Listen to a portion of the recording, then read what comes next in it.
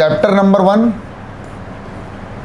नहीं सर, ये सबसे पहला चैप्टर हुआ करता था एक समय, एक ज़माना था जब ये फिज़िक्स का सबसे पहला चैप्टर हुआ करता था, हर टीचर का फेवरेट चैप्टर। और कोरोना के पहले की बात कर रहा हूँ मैं कि हर टीचर, स्कूल का हर टीचर सबसे पहले यही वाला चैप्टर करके दिखाता था और आपसे बोलता था बेटा हम पहला चैप्टर आज लाइट नहीं, हम इलेक्ट्रिसिटी शुरू करेंगे, है ना। लेकिन फिर क्या हुआ, धीरे धीरे परिवर्तन हुआ और परिवर्तन होने के बाद एक ऐसा परिवर्तन आया जो सारी लाइफ को परिवर्तित करता चला गया। और वो परिवर्तन जैसे ही आया उसका नाम था कोरोना। और कोरोना के बाद सीन ऐसा हुआ, बेटा कैमरा ऑन कर लो सब लोग। कोरोना के बाद सीन ऐसा हुआ कि सिलेबस में थोड़े से चेंजेस हुए, और उन चेंजेस की वजह से लाइट को पहले चैप्टर स्टार्ट करना उचित समझा। कुछ लोग लाइट को शुरू करते थे, कुछ लोग इलेक्ट्रिसिटी को करते थे, ज़्यादातर इलेक्ट्रिसिटी को शुरू करते थे। अब इलेक्ट्रिसिटी को शुरू करने के लिए सबसे पहले ये समझना ज़रूरी है कि बेसिकली हम इलेक्ट्रिसिटी के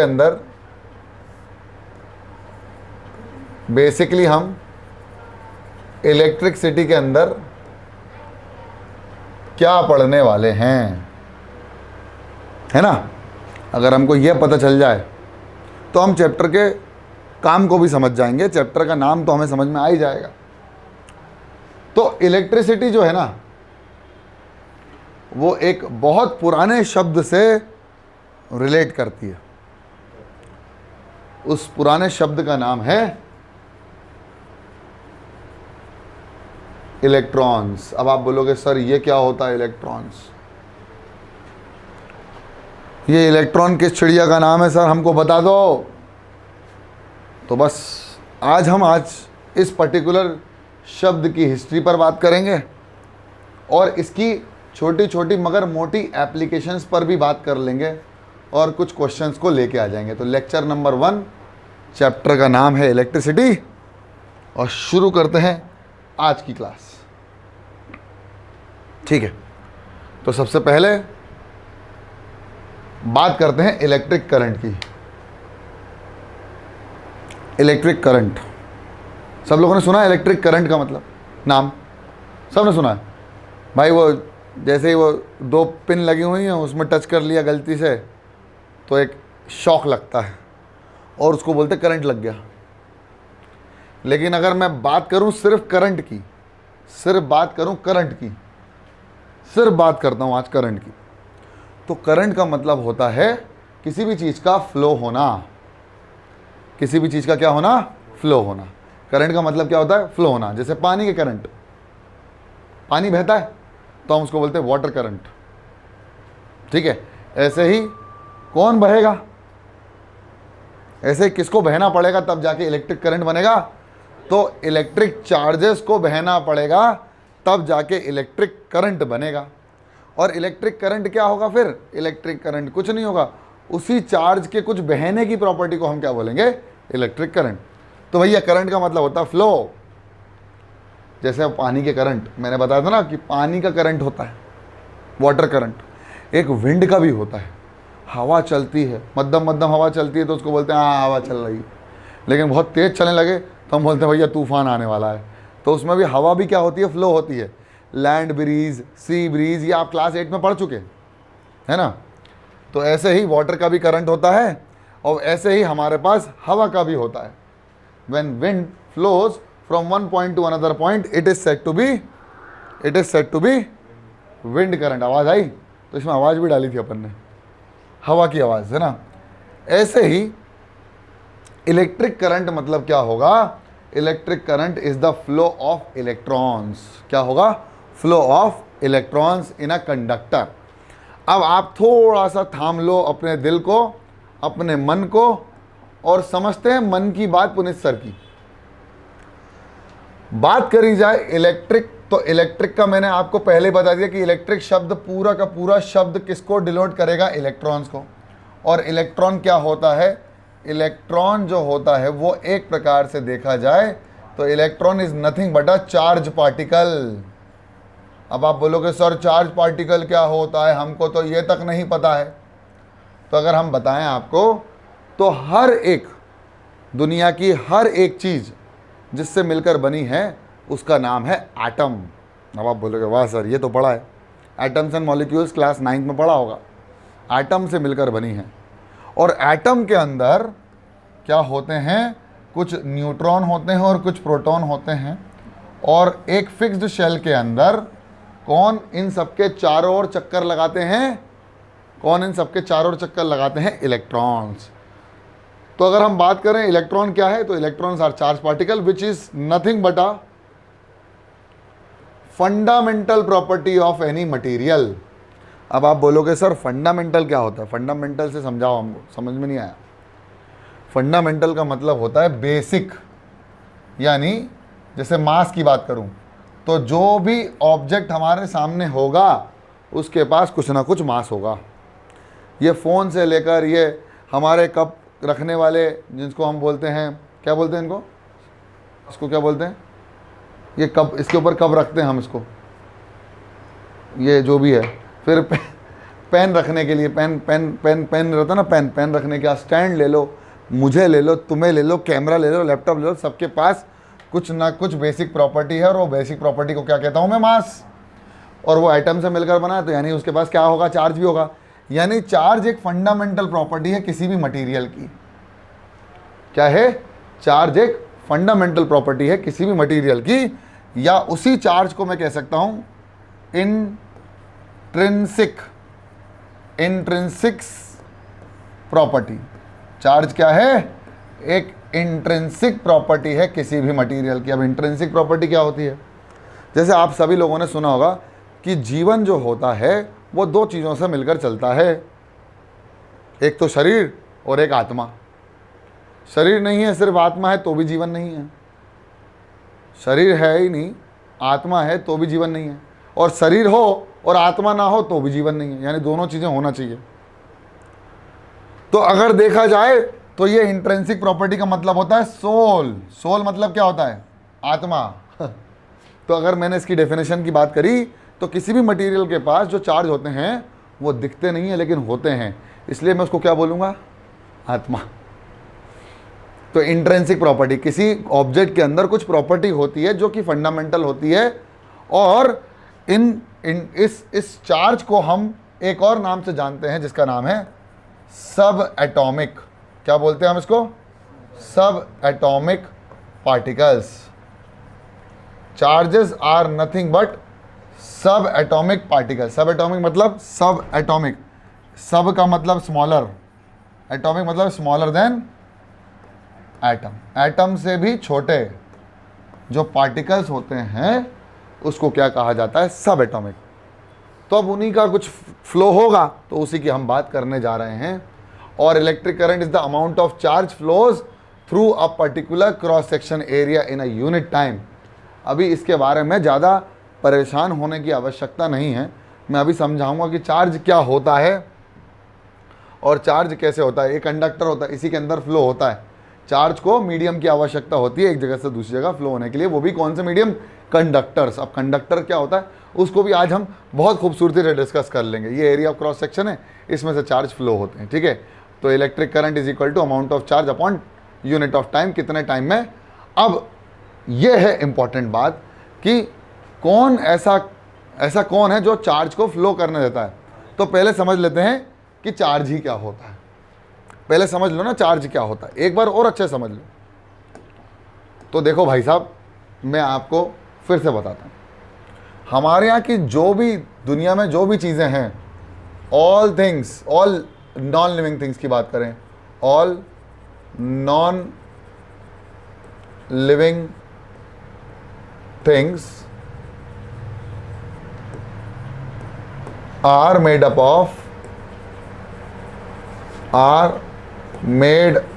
ऑफ एटम्स, ठीक है। अब सब लोगों ने कहा भैया सब चीज़ें मिलकर किससे बनी है, एटम से मिलकर बनी। जब एटम की स्टडी करी गई तो भाई साहब एक साइंटिस्ट थे जिनका नाम था जे थॉमसन। क्या नाम था इनका? J Thomson. इन्होंने इस एटम की स्टडी करने के बाद एटम का एक मॉडल दिया, एटॉमिक मॉडल जिसको हम कहते हैं। उसके पहले आए डाल्टन ने भी अपना एटॉमिक मॉडल दिया, लेकिन जे थॉमसन ने अपने एटॉमिक मॉडल में एक चीज़ समझाई कि ये जो बहुत बड़ा एटम होता है इसके दो पार्ट होते हैं, एक होता है पॉजिटिव पार्ट और एक होता है नेगेटिव पार्ट। और उनने जो अपना मॉडल दिया उसको प्लम पुडिंग मॉडल कहा गया। मतलब ये एक तरबूज की तरह है जिसके अंदर जो बीज हैं वो इलेक्ट्रॉन हैं और जो लाल लाल पार्ट है वो कौन है? प्रोटॉन। और वो एटम का एक स्ट्रक्चर, एटम को हम तरबूज से कंपेयर कर लेते हैं। तरबूज के अंदर जो ब्लैक पोर्शन होता है उसको हम क्या कहते हैं? इलेक्ट्रॉन।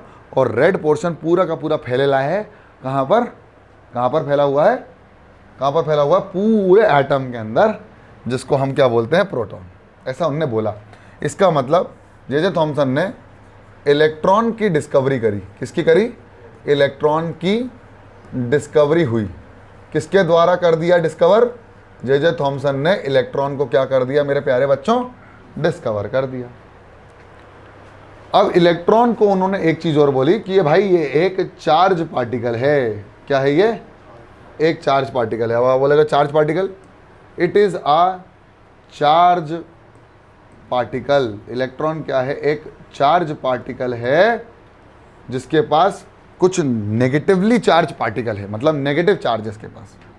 क्या है? Negative charge. इलेक्ट्रॉन के पास क्या है? नेगेटिव चार्ज है। और इसके पास जो चार्ज होता है उसकी वैल्यू होती है 1.6 इंटू 10⁻⁻⁹ कूलाम। और ये चार्ज होता है इलेक्ट्रॉन के अंदर भी और प्रोटॉन के अंदर भी। बस प्रॉब्लम ये है कि इलेक्ट्रॉन के अंदर नेगेटिव होता है और प्रोटॉन के अंदर इसका मैग्नीट्यूड होता है 1.6 इंटू 10⁻⁹ कूलाम, जो कि पॉजिटिव होता है। यानी दो प्रकार के चार्ज पार्टिकल मिल गए, एक पॉजिटिव चार्ज पार्टिकल और एक negative charge particle. Positive charge particle को हमने क्या बोल दिया? प्रोटॉन। और नेगेटिव चार्ज पार्टिकल को हमने क्या बोल दिया? इलेक्ट्रॉन। और फिर उसके बाद जे थॉमसन के बाद रदरफोर्ड ने अपने एक्सपेरिमेंट के ज़रिए ये बता दिया कि ये जो लाल लाल पार्ट था तरबूज का, वो जो पॉजिटिव चार्ज बोल रहे थे, वो फैला हुआ नहीं है, वो एक जगह सिकुड़ा हुआ रखा हुआ है कहीं पर। और उसको बोलते हैं, जहाँ रखा हुआ है उसको बोल रहे हैं न्यूक्लियस। तो न्यूक्लियस की डिस्कवरी रदरफोर्ड ने करी, जिसके मॉडल को, एटॉमिक मॉडल को क्या कहा गया? Nuclei atomic model. लेकिन रदरफोर्ड के एक्सपेरिमेंट या रदरफोर्ड के एटॉमिक मॉडल की वजह से हमको पता चला कि इलेक्ट्रॉन भी होता है, यानी इलेक्ट्रॉन की डिस्कवरी हुई। तो ये बहुत सारी चीज़ें। अगर आप बोलोगे सर इलेक्ट्रॉन का मास कितना है, क्या उसके पास कोई मास है? Mass of electron? तो मैं बोलता हूँ हाँ बेटा होता है, जो कि बहुत छोटा होता है। इट इज़ वेरी स्मॉल, जो होता है 9.1 इंटू 10⁻⁻31 kg। ये इतना छोटा होता है कि it is very much negligible. वहीं प्रोटॉन का मास जो होता है वो होता है 1.6 इंटू 10⁻⁻27 kg, जो ऑब्वियसली हैवियर है एज कंपेयर टू इलेक्ट्रॉन। तो हम यहाँ पर और भी चीज़ें डिस्कस करेंगे इनके मास से रिलेटेड, लेकिन मैंने आज छोटा सा ब्रीफ इंट्रोडक्शन आपको दे दिया कि चार्ज क्या होता है। अब इन्हीं चार्ज का फ्लो होना शुरू होता है। वो कैसे होता है वो समझो। मान लीजिए हमारे पास एक टैंक है और उस टैंक के साथ एक और टैंक रखा हुआ है जो उनके जस्ट सामने है। अब इस टैंक को थोड़ा ऊपर कर दिया, इस टैंक को ऊपर कर दिया, इसको नीचे कर दिया, ठीक है। चलो इसको ऐसे कर दिया, ठीक है।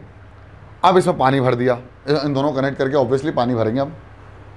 और यहाँ पर हम लोगों ने वो ब्लॉकिंग लगा दिया। अब इसको पानी से भर दिया और इसको खोल दिया, तो जो पानी होगा वो इसमें से जाएगा और इसमें फ़्लो होता रहेगा।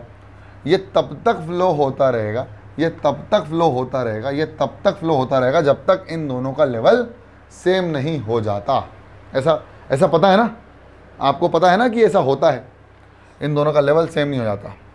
ऐसे ही टेम्परेचर की बात करें तो अगर एक ऑब्जेक्ट है जिसका हायर टेम्परेचर है 60 डिग्री सेल्सियस और एक ऑब्जेक्ट है जिसका लोअर टेम्परेचर है 20 डिग्री सेल्सियस, इन दोनों को हमने कनेक्ट कर दिया, इन दोनों को हमने जोड़ दिया, तो ये जुड़ने के बाद, इन दोनों के जुड़ने के बाद हीट का जो होगा क्या होगा?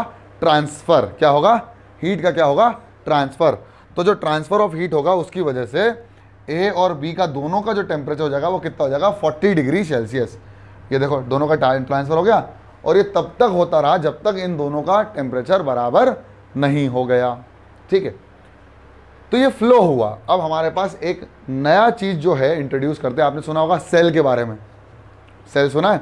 तो ऐसे हमारे पास सेल होता है, ये बैटरी होती है जिसको हम, ये जो बड़ा डंडा होता है इसको हम बोलते हैं पॉजिटिव, और जो छोटा डंडा होता है उसको हम बोलते हैं नेगेटिव।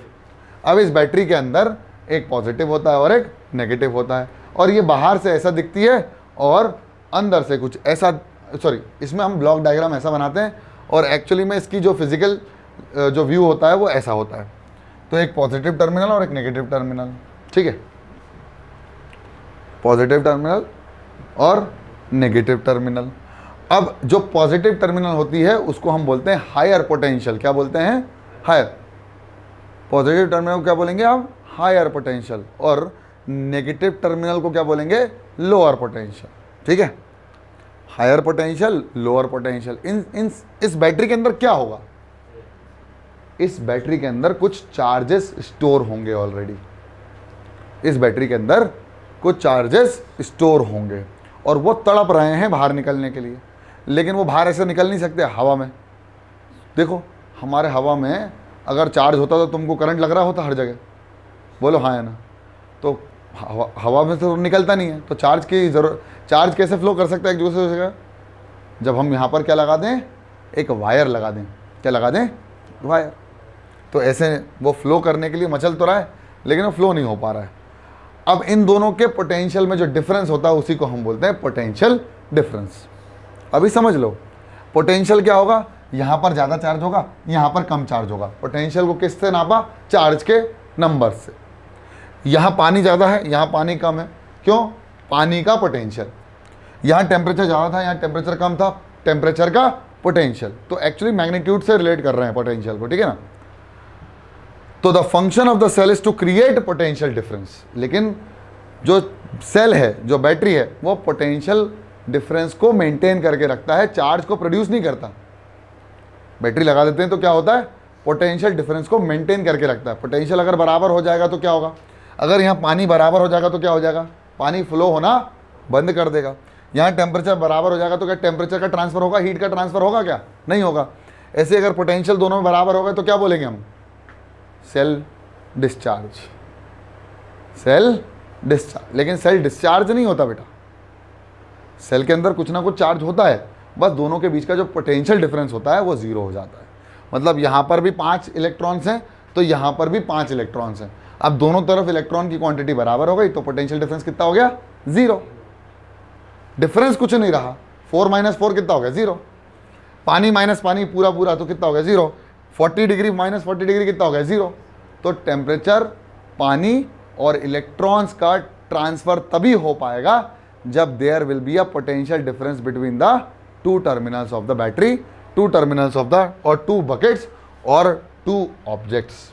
ठीक है, अब बात करते हैं now what is a free electron. अभी तुम्हें 2-3 चीज़ों के बारे में पता करना पड़ेगा। तो मैंने अभी जो बताया ना कि हमारे पास एक एटम होता है, तो मान लो ये हमारे पास एक एटम है। इस एटम, सॉरी एटम नहीं, न्यूक्लियस है। तो एटम बहुत बड़ा है, इसके अंदर क्या है? न्यूक्लियस। मैंने बताया था ना कि न्यूक्लियस होता है। न्यूक्लियस के चारों तरफ कौन चक्कर लगा रहे होते हैं? कौन चक्कर लगा रहे होते हैं? इलेक्ट्रॉन्स। तो न्यूक्लियस के चारों ओर चक्कर लगाते हैं इलेक्ट्रॉन्स, और उसके अंदर कौन होता है? पॉजिटिव। मैंने कहा था ना कि वाटरमेलन जैसा फैला हुआ तो नहीं है। किसने बताया था? रदरफोर्ड ने। रदरफोर्ड ने बताया था कि एक सीमित जगह पर पॉजिटिव चार्ज होता है। तो पॉजिटिव चार्ज कहाँ होता है? न्यूक्लियस के अंदर। तो ये पॉजिटिव चार्ज प्रोटॉन और न्यूट्रॉन, और उसके चारों ओर चक्कर लगाते हैं इलेक्ट्रॉन्स। देखो अब चक्कर लगाएंगे। ये जो चक्कर लगाते हैं ये किसी भी डायरेक्शन में हो सकता है, कितनी भी वेलोसिटी से हो सकता है। अब क्या होता है कि ये न्यूक्लियस जो होता है वो पॉजिटिव चार्ज होता है, और इलेक्ट्रॉन जो होता है वो नेगेटिव चार्ज होता है। और नेगेटिव और पॉजिटिव एक दूसरे को किस फोर्स से बाइंड करके रखेंगे? इलेक्ट्रोस्टैटिक फोर्स से। ठीक है, समझ में आ रहा है? न्यूक्लियस और इलेक्ट्रॉन एक दूसरे को किससे खींचेंगे? किससे अट्रैक्ट कर देंगे? किससे अट्रैक्ट करेंगे? इलेक्ट्रोस्टैटिक फोर्स से। अब ये इलेक्ट्रोस्टैटिक फोर्स जैसे जैसे दूर जाता है वैसे वैसे कमज़ोर पड़ता जाता है। तो अगर मैं बात करूं इस न्यूक्लियस की इस इलेक्ट्रॉन पर फोर्स लगाने की क्षमता, तो वो बहुत ज़्यादा स्ट्रॉन्ग होगा, इस पर थोड़ा सा वीक होगा, इस पर सबसे कम होगा। तो क्या होता है देखो, इस वाले इलेक्ट्रॉन पे ये इलेक्ट्रोस्टैटिक फोर्स बहुत कम होता है। तो अगर हम इसको थोड़ी सी भी एनर्जी देंगे, देखो between the nucleus and the electron there is a force of attraction called electrostatic force of attraction. क्यों? क्योंकि ये पॉजिटिव चार्ज है और ये नेगेटिव चार्ज है, तो दोनों एक दूसरे को क्या करेंगे, अट्रैक्ट करके रखेंगे। लेकिन हुआ यह कि नॉन मेटल्स में number of electrons in the outer most shell is more, तो इसमें आउटर मोस्ट शेल में ज़्यादा इलेक्ट्रॉन होने की वजह से क्या होता है, जैसे 5, 6, 7 इलेक्ट्रॉन्स आर स्ट्रांगली बाउंडेड। अब इलेक्ट्रॉन्स आपस में कैसे होते हैं, आपस में स्ट्रांगली बाउंडेड होते हैं। इसका मतलब ये है कि इन पे फोर्स ऑफ अट्रैक्शन ज़्यादा होता है। लेकिन वहीं मेटल्स के पास, अब वही बात कर रहे हैं मेटल्स के पास, अभी हम नॉन मेटल्स की बात कर रहे थे, अब मेटल्स में number of electron in the outer most shell is less. अब जैसे सोडियम के पास आउटर मोस्ट शेल में कितने इलेक्ट्रॉन है, 1। तो वहां पर इन इलेक्ट्रॉन्स का जो इलेक्ट्रोस्टैटिक फोर्स होता है, उनका जो बाउंडेड जो होते हैं, वो बहुत कम फोर्स से होते हैं। तो बहुत कम फोर्स लगने की वजह से ये इलेक्ट्रॉन बाहर फेंक जाता है। देखो देखना, ये फेंक गया बाहर, ये बाहर फेंक जाता है। अब ये जब बाहर फेंक जाता है तो इसी बेटा इलेक्ट्रॉन को हम क्या कहते हैं, फ्री इलेक्ट्रॉन। तो depending on the number of free electron substance are classified into 3 categories. अब ये फ्री इलेक्ट्रॉन किस में ज़्यादा होता है किस में कम होता है वो समझना है। तो देखा जाए तो हमारे पास 3 डिफरेंट कैटेगरीज हैं। पहला है कंडक्टर, दूसरा है इंसुलेटर और तीसरा है सेमीकंडक्टर्स। बात करें हम कंडक्टर्स की, तो कंडक्टर्स के बाद फ्री इलेक्ट्रॉन ज़्यादा होते हैं, कंडक्टर्स के पास फ्री इलेक्ट्रॉन्स ज़्यादा होते हैं। वहीं बात करें, they have large number of free electrons. Insulators की बात करें तो इनके पास फ्री इलेक्ट्रॉन्स बहुत कम होते हैं, जो बाहर गिर गया ना वो इलेक्ट्रॉन बहुत कम होता है। तो बहुत कम होने की वजह से, इनके पास फ्री इलेक्ट्रॉन नहीं होने की वजह से चार्जेस मूव ही नहीं करते हैं। तो insulators are bad conductor of electricity. तो they have less partially no free electron actually. और तीसरे होते हैं सेमीकंडक्टर्स। सेमीकंडक्टर के पास फ्री इलेक्ट्रॉन्स की मात्रा बीच में कहीं होती है इंसुलेटर और कंडक्टर की माध्यम से। तो देखा जाए they do not have free electron at room temperature, but when we increase the temperature the number of free electrons increases. जैसे सिम कार्ड जो हमने बनाई, SIM card is made up of semiconductor, microchips, ICs, integrated circuits are made up of semiconductors. ठीक है, तो ये free electron अब किसी कंडक्टर में बैठे हुए हैं। इमेजिन करो ये फ्री इलेक्ट्रॉन कहीं कंडक्टर में बैठे हैं। लेकिन उसके पहले हम कुछ आपसे सवाल करना चाहेंगे। उसके पहले मैं एक वाइंड अप करना चाहूँगा। वाइंड अप मतलब अब तक जो हमने पढ़ा उसको क्विक रिवाइज करना है। वाइंड अप नहीं, क्विक रिवाइज करेंगे। ठीक है, तो हमने पहले चैप्टर के नाम की बात करी। चैप्टर का नाम था इलेक्ट्रिसिटी, जो किससे रिलेटेड था, इलेक्ट्रॉन से। इलेक्ट्रॉन क्या था, चार्ज पार्टिकल। चार्ज कैसा था, पॉजिटिव या नेगेटिव, नेगेटिव। पॉजिटिव चार्ज को क्या बोलते थे, प्रोटॉन। नेगेटिव चार्ज को क्या बोलते थे, इलेक्ट्रॉन। दोनों के ऊपर चार्ज कितना था, -1.6 इंटू 10⁻⁻19 कूलम और +1.6 इंटू 10⁻⁻19 कूलम। अब ये इलेक्ट्रॉन कहाँ थे, एटम के अंदर। एटम क्या था, स्मॉलेस्ट पार्टिकल। फिर रदरफोर्ड ने बताया कि भैया एटम जो होता है उसके अंदर 2 चार्ज होते हैं, पॉजिटिव और नेगेटिव। फिर रदरफोर्ड ने बताया कि भाई बीच में न्यूक्लियस होता है, आसपास कौन चक्कर लगाते हैं, इलेक्ट्रॉन्स। और उसमें कुछ फ्री इलेक्ट्रॉन्स होते हैं, किसी के पास फ्री इलेक्ट्रॉन नहीं होते, किसी के पास पार्शियल फ्री इलेक्ट्रॉन्स रहते हैं। उन तीनों को देखते हुए हम लोगों ने उन मटेरियल को डिफरेंट कैटेगरीज में डिवाइड किया। वो डिफरेंट कैटेगरीज क्या थी, कंडक्टर, इंसुलेटर, सेमीकंडक्टर। ठीक है, तो अब कुछ क्वेश्चंस कर लेते हैं। आपके सामने कुछ questions. A substance which does not allow charge particle to pass through it easily is called insulator. तो इसका आंसर होगा इंसुलेटर। जो अपने अंदर से चार्ज पार्टिकल को पास नहीं होने देगा उसको क्या बोलेंगे, इंसुलेटर। अब वो बोल रहा भैया insulator do not have free electrons. अब है negative terminal is called higher potential, lower potential. तो the answer is lower potential. Negative terminal को हमने क्या बोला था? Lower potential. Substance which does not have free electron but can developed under specific condition are called semiconductors, जिसमें temperature बढ़ाने पर number of free electrons बढ़ जाते हैं। तो हमारा आंसर है semiconductors which is having the tendency of generating free electron as the temperature increases the number of free electrons increases. बस इतना ही सुनना था इसके बारे में, इसको हम इन डेप्थ 12th क्लास में पढ़ेंगे बहुत अच्छे से। इसके बाद है the function of cell. The function of the cell is to create electric charge या to maintain the potential difference between the two terminals. To create a potential difference, to create a difference, to create a potential difference, to create drops, to develop free electrons। नहीं, इसका answer है C, to create a potential difference, जो कि होगा कि भैया दो terminals हैं, मैं चार्ज वार्ज क्रिएट नहीं करूंगा, बस पोटेंशियल डिफरेंस को मेंटेन करके रखूंगा। ठीक है, बोलो समझ में आ गया कि नहीं आ गया? पक्का आ गया? ठीक है भैया। अब इंपॉर्टेंट बात यह है कि करंट फ्लो कैसे करता है। अब हम बात करने वाले हैं करंट की, यानी इलेक्ट्रिक करंट की, जो हमने चार्ज अपॉन टाइम समझा था ना, वो समझते। अब क्या हुआ कि मान लो मैंने एक रूम लिया और उस रूम को फुल्ली पैक कर दिया। क्या करा? मैंने एक रूम लिया और उस रूम को मैंने फुल्ली पैक कर दिया। फुल्ली पैक मतलब समझते हो? खचाखच भर दिया। तो इधर से तुम भरे हो, इधर से एक और बंदा मेरे पेट के पीछे आ रहा है, एक इधर से मेरे पीठ के पीछे लगा हुआ है, एक इधर से लगा हुआ है, हर जगह से लोग खड़े हुए हैं और हिल भी नहीं पा रहा हूं। क्या हिलने की कोशिश करूंगा? हिलने की कोशिश करूंगा? हाँ भाई, नस पे नस चल रही, हिल रहे हैं लेकिन हिल नहीं पा रहे, है ना? तो कंडक्टर के पास फ्री इलेक्ट्रॉन इतनी मात्रा में होते हैं कि इस कंडक्टर के अंदर फ्री इलेक्ट्रॉन जो होते हैं वो इतने सारे होते हैं कि वो हिलना तो चाहते हैं लेकिन हिल नहीं पाते। इसका मतलब है कि ये एटम्स कंटिन्यूअसली वाइब्रेटिंग स्टेट पे रहते हैं, कंटिन्यूअस मोशन में रहते हैं। तो ये एटम अगर मोशन में रहेंगे तो भाई साहब इनके इलेक्ट्रॉन्स भी मोशन में रहेंगे। बोलो हाँ या ना?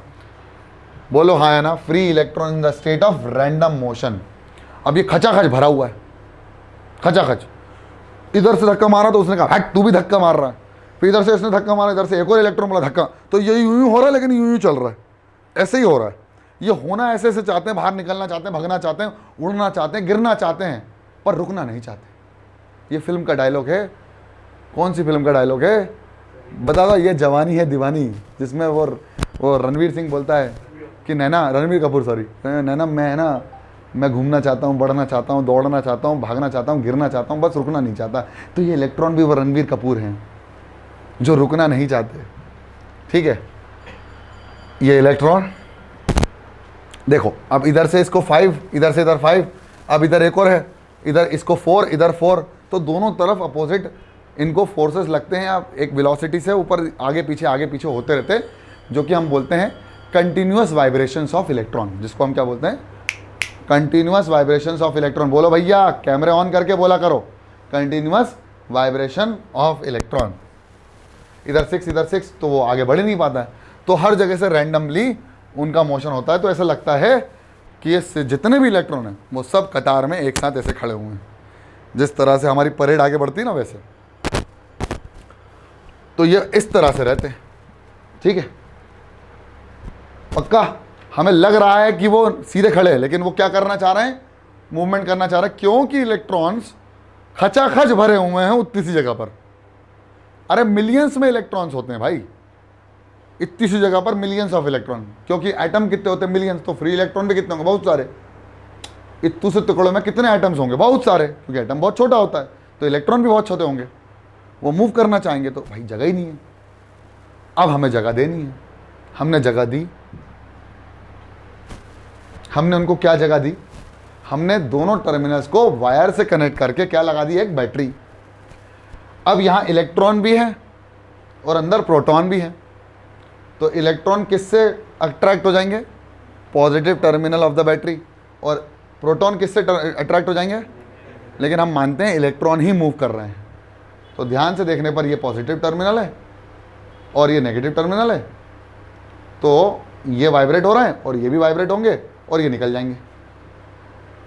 और ये घूमना शुरू हो जाएंगे। तो ये बैटरी क्या कर रही है, एक पोटेंशियल डिफरेंस क्रिएट कर रही है अलोंग द कंडक्टर। ये कंडक्टर है, कोई सा भी वायर हो सकता है, कॉपर वायर हो सकता है।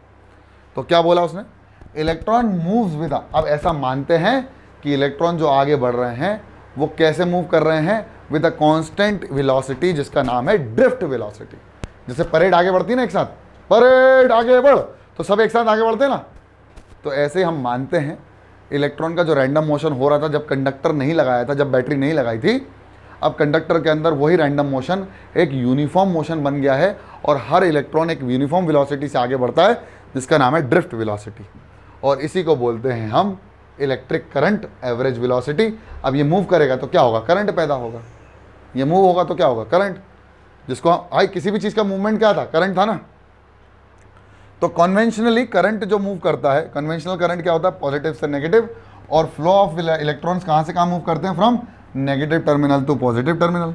नेगेटिव टू पॉजिटिव कौन जाते हैं, इलेक्ट्रॉन, और पॉजिटिव से नेगेटिव कौन ट्रैवल करता है, इलेक्ट्रॉन्स, प्रोटॉन, मतलब करंट। तो पॉजिटिव डायरेक्शन जो होता है वो इलेक्ट्रिक करंट का कन्वेंशनल लिया जाता है, और नेगेटिव जो इलेक्ट्रॉन्स होते हैं उनका डायरेक्शन क्या लेता है, from lower potential to higher potential. और प्रोटॉन का डायरेक्शन क्या लिया जाता है, फ्रॉम हायर टू लोअर। समझ में आ गया, पक्का? जल्दी बता दो बेटा, इतना समझ में आ गया तो अच्छी बात है, फिर अपन बात करेंगे इसको आगे और अच्छे लेवल पर आगे बात करेंगे, ठीक है?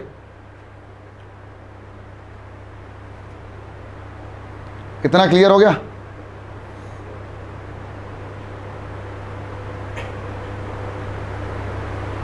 ठीक है, तो ये मूव कर रहे हैं, ठीक है। अब बात करते हैं, अब इंपॉर्टेंट बात है, वो पोटेंशियल डिफरेंस जो हमने क्रिएट करा था ना, वो कैसे होगा। तो यहाँ हमने एक इंसुलेटेड स्टैंड लिया है ए, और यहाँ पॉजिटिव टर्मिनल्स हैं, ये हायर पोटेंशियल है, और यहाँ पर एक नेगेटिव टर्मिनल है, वो लोअर पोटेंशियल है, इसको लोअर पोटेंशियल बोलेंगे। इन दोनों को एक वायर से कनेक्ट करा, मेटेलिक वायर है, ठीक है। Due to the difference in the potential charge will flow from higher potential to lower potential. अब ये गया गया गया गया, एक समय बाद खत्म हो गया, इसलिए बैटरी लगाई जाती है ताकि ये पोटेंशियल डिफरेंस क्या बना रहे, मेंटेन रहे। समझ में आया? तो मेंटेन रहने के लिए ये potential difference as the charge flowing work is done. अब सुनो पोटेंशियल, अब ये चार्ज जब फ्लो हो रहा है तो एक वर्क होता है। अब इसको है ना 12th में हम कैसे एक्सप्लेन करते हैं वो मैं बताता हूँ, पहले इस डायग्राम को समझ लो। तो जब चार्ज फ्लो होगा तो एक वर्क डन हुआ। तो electric potential difference between the 2 points of electric circuit is defined as the amount of work done moving a charge from one point to another point divided by the magnitude of the charge. तो ये तो एक किताबी definition हो गई, लेकिन मैं इसको बहुत अच्छे से समझाता हूँ। मान लीजिए, समझाता हूँ। इलेक्ट्रिक पोटेंशियल, अब देखो ध्यान से देखना, इलेक्ट्रिक पोटेंशियल, और इसी इलेक्ट्रिक पोटेंशियल को मैं कह दूंगा इलेक्ट्रिक पोटेंशियल डिफरेंस, ठीक है। अब सुनना, मान लो एक टर्मिनल है ये, और यहां बहुत सारे इलेक्ट्रॉन बैठे हुए हैं, electron electron electron electron electron electron, और मैंने इन इलेक्ट्रॉन से बात करना शुरू कर दी। मैंने कहा सुनो, मैं तुम्हें एक लेके चल रहा हूँ एक जैसी जगह, ठीक है, बहुत अच्छी जगह लेके जा रहा हूँ तुमको। तो इलेक्ट्रॉन, पहला इलेक्ट्रॉन मान गया। अब इलेक्ट्रॉन आपस में कैसा करेंगे, अट्रैक्ट या रिपेल? रिपेल करेंगे ना। तो सब दो एक दूसरे से ईर्ष्या करते हैं, घृणा करते हैं। तो इस इलेक्ट्रॉन को लेके गया, तो यहाँ पर मैं इस इलेक्ट्रॉन को बिठा दिया, एक इलेक्ट्रॉन को बिठा दिया। अब मैं दूसरे इलेक्ट्रॉन के पास गया, इसके पास, इससे बोला, मैंने चल रहा है क्या भाई, देखिए एक टर्मिनल में बिठा के आऊँगा तेरे को, मैं इलेक्ट्रॉन को फ्लो करवा रहा हूँ, तो मैं कहीं से उठा के लेके आ रहा हूँ। इस कहीं से को बोलता हूँ मैं इन्फिनिटी। इन्फिनिटी से उठा के इस इलेक्ट्रॉन को गया, तो जा रहा हूँ, इतने में यहाँ तक पहुँचा था, इस इलेक्ट्रॉन ने इसको क्या कर दिया, दूर भगाना शुरू कर दिया। अब मुझे इस इलेक्ट्रॉन को क्या करना पड़ेगा, खींचना पड़ेगा। अबे आजा आजा, कोई बात नहीं भाई, अरे तेरा ही दोस्त है। और मैंने इसको कुछ काम करके, कुछ वर्क करके इसको उठा के यहाँ पर बिठा दिया, उल्टा डायरेक्शन में मैंने काम किया। उसको बोलते हैं वर्क डन, उसको बोलते हैं work done by external agent. क्या बोलते हैं इसको, work done by external agent. अभी रुक जाओ, अब एक और इलेक्ट्रॉन था, मैंने कहा भाई चलना, तेरे को एक जगह बिठाऊंगा मैं, लेके गया लेके गया लेके, अभी इसने यहाँ शुरू किया था, इन दोनों ने यहाँ शुरू, अब 2 हो गए ना, यहाँ 2 हो गए तो 2 मिलकर ज़्यादा पुश करेंगे, तो मुझे और ज़्यादा खींचना पड़ेगा। भाई भाई भाई 2 हैं, 3 हो जाओ, 4 हो जाओ। जैसे जैसे यहाँ चार्ज बढ़ता जाएगा मेरा वर्क डन बढ़ता जाएगा, और ये वर्क डन स्टोर हो जाएगा in the form of electrical energy. कहाँ पर? उस टर्मिनल पे जहाँ पर मैं इलेक्ट्रॉन्स लेके आया था, और उसी को बोलते हैं पोटेंशियल डिफरेंस। एक टर्मिनल से दूसरी टर्मिनल का पोटेंशियल डिफरेंस। तो यहाँ पॉजिटिव, यहाँ नेगेटिव, तो इन दोनों में एक पोटेंशियल डिफरेंस क्रिएट हो गया। तो अब वो पोटेंशियल डिफरेंस को एक्सप्लेन ऐसे किया है कि भाई जो भी वर्क डन किया तुमने, जो भी तुम यहाँ से इसको लेके आए, अब वो किसके थ्रू लेके आए? तुम लेके आए या किसी बैटरी का इस्तेमाल किया एक्सटर्नल। अब आप बोलोगे सर बैटरी कैसे? आपकी जब बैटरी डिस्चार्ज हो जाती है तो आप किसके पास लेके जाते हैं उसको? दुकान वाले के पास। दुकान वाला एक और उल्टे कनेक्ट करता है बैटरी से और स्विच ऑन कर देता है, और वो उसको चार्ज करता है। तो charging is nothing but work done by external agent. वो एक्सटर्नल एजेंट है चार्जर, जो कहीं और से इलेक्ट्रॉन को बुला के ला रहा है और आपकी मोबाइल की बैटरी में डाल रहा है या गाड़ी की बैटरी में डाल रहा है। उसको वर्क डन कहते हैं। वो इलेक्ट्रिक एनर्जी में स्टोर हो जाती है, फिर इलेक्ट्रॉन वापस से रीस्टोर होकर हम इसको फिर से यूज़ कर सकते हैं। तो वर्क डन डिवाइडेड बाय जितना चार्ज आप लेकर आए हो is nothing but the potential difference across the battery. Work done by external agent divide by magnitude of charge will be equal to potential difference. यही है वर्क डन की definition. देखो, metallic wire को जोड़ दिया, due to the potential difference charge will flow from higher potential to lower potential. ये move है, as the charge is flowing work is done. अब हम उल्टा करके इन दोनों में चार्ज स्टोर करा हमने, तो वर्क डन किया एक्सटर्नल एजेंट ने। So potential difference is nothing but V is equal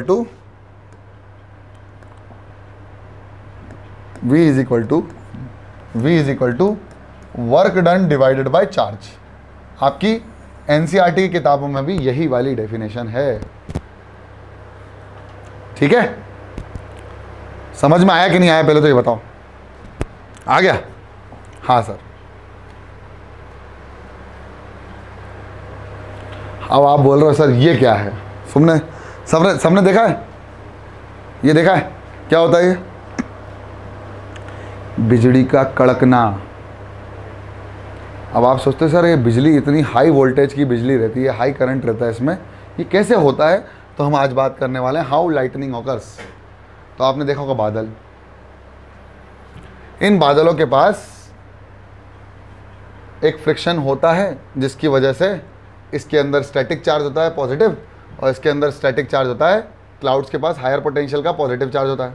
अब ground charge travel from higher potential to lower potential, तो ग्राउंड के पास नेगेटिव चार्ज होता है क्योंकि अर्थ के अंदर नेगेटिव चार्ज होता है, जिसकी वजह से बादलों के पास पॉजिटिव और ग्राउंड के पास कैसा होता है? नेगेटिव। इसलिए हम बोलते हैं अर्थ कर दो, अर्थिंग।